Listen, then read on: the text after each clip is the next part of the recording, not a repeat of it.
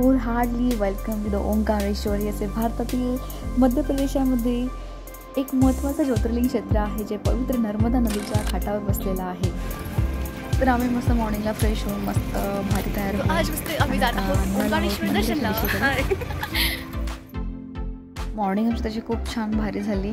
आणि हे जे तुम्हाला शॉप बघताय तर अजून बाकीचे ओपन व्हायचे बाकी होते बिकॉज 9:30 वगैरे वाजले असतील आणि ठीकठाक क्राऊड होता, इतका नव्हता. मंदिराच्या परिसरामध्ये तुम्हाला खूप सारे शॉप्स मिळतील तर तुम्ही नाश्ता करू शकता. तर फायनली आम्ही मस्त छान नाश्ता पण केला. आता आम्ही जात आहोत मस्त नर्मदा मातेच्या किनारी आणि खूप छान असं मस्त वातावरण होतं मॉर्निंगला तिकडं.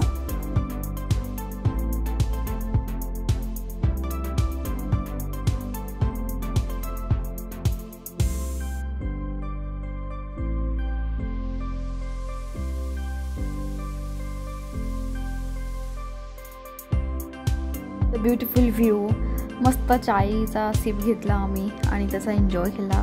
आणि देन मग काय नर्मदा मातेच्या किनारी आम्ही गेलो आणि नमस्कार केला त्यांना.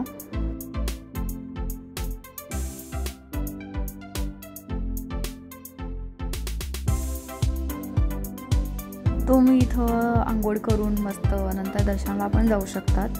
मस्त दिदी आणि जिजूंनी इथं मस्त नर्मदा मातेला नमस्कार केला, त्यांची ओटी भरली आणि मग अशा रीतीने खूप असं आल्हाददायक आमचं मस्त जर्नी सुरू झाली.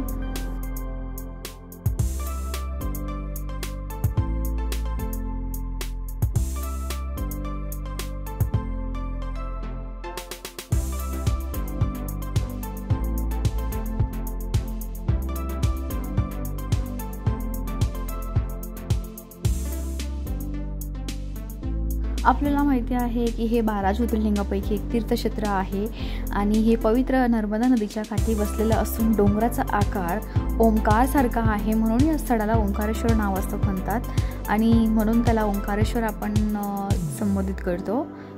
म्हणजे तो ओंकारेश्वरला एकूण 38 तीर्थक्षेत्र आहेत. जर तुम्ही इथं एक्सप्लोर केले तर ऑब्व्हियसली तुमचे 38 तीर्थ इथं होणार. हे कसं खूप छान महत्त्वाचं धार्मिक स्थळ असून इथं अनेक भाविक इथे दर्शनासाठी येतात आणि तुम्हाला इथं चमचमीत दुकानं दिसत आहेत मस्त. तर yes of course you can go for it what you want.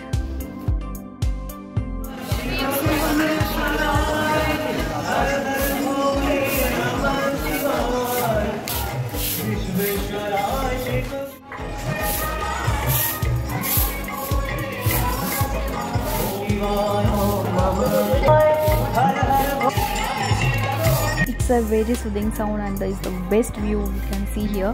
आणि तुम्हाला ना डायरेक्ट दर्शनाचं पण 300 रुपये पर पर्सन ते घेतात. इथं स्कॅनर पण लावलेला आहे तर तुम्ही ते स्कॅन करू शकतात किंवा डायरेक्टली ऑनलाईन बुकिंग करून तुम्ही डायरेक्टली दर्शनासाठी पण जाऊ शकता.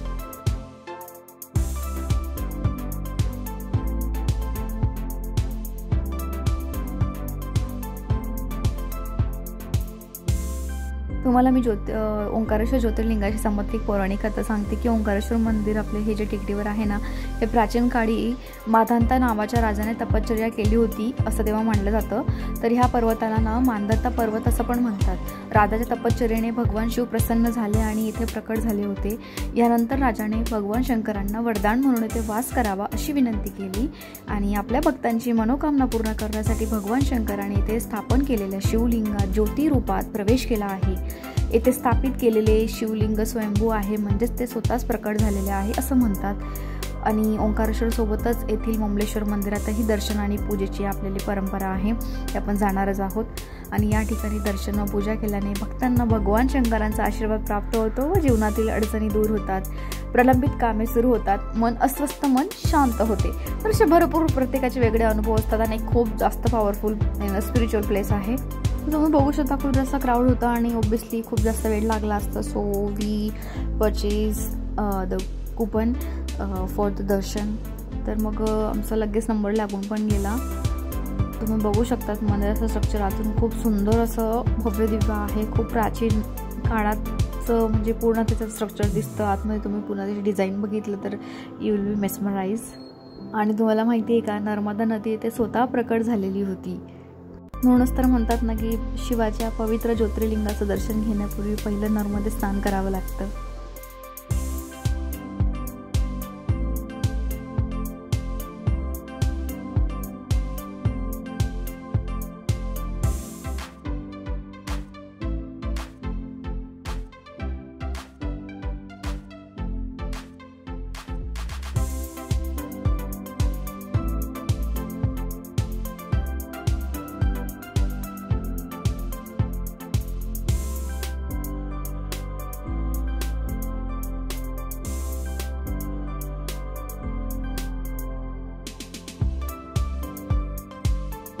दर्शन करून अजून आमचा चामनेस एनहान्स झाला, मस्त खूप भारी वाटले आम्हाला. Obviously when you love those holy places in your soul dancing.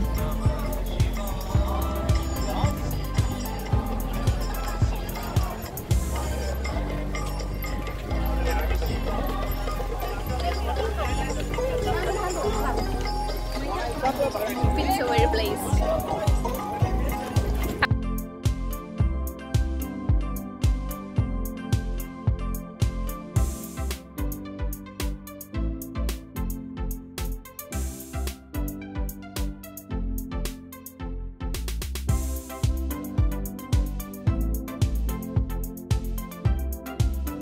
मस्त दर्शन झाल्यानंतर ममलेश्वर महादेवाच्या मंदिराकडे आम्ही जात आहोत. इथंही तुम्हाला खूप सारे मंदिर दिसतील आणि त्यांचे स्ट्रक्चरही खूप भारी आहे. तर चला मग जाऊया दर्शन घ्यायला.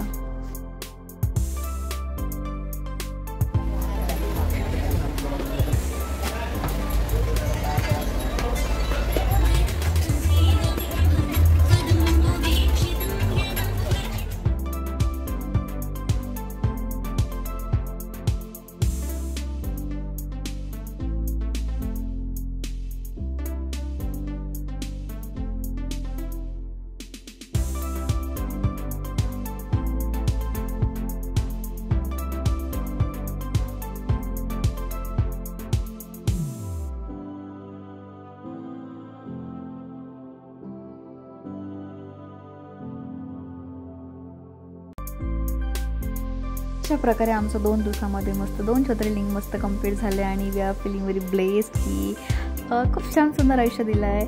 सो थँक्यू सो मच की आम्हाला तिकडे जायला पण मिळालं. Thank you so much for watching this video. Stay blessed, stay happy always. Take care of yourself, love yourself. Thank you for watching this video and see in the next vlog. Till then, bye, take care and just be shine every time. Yeah, don't forget to like, share and subscribe.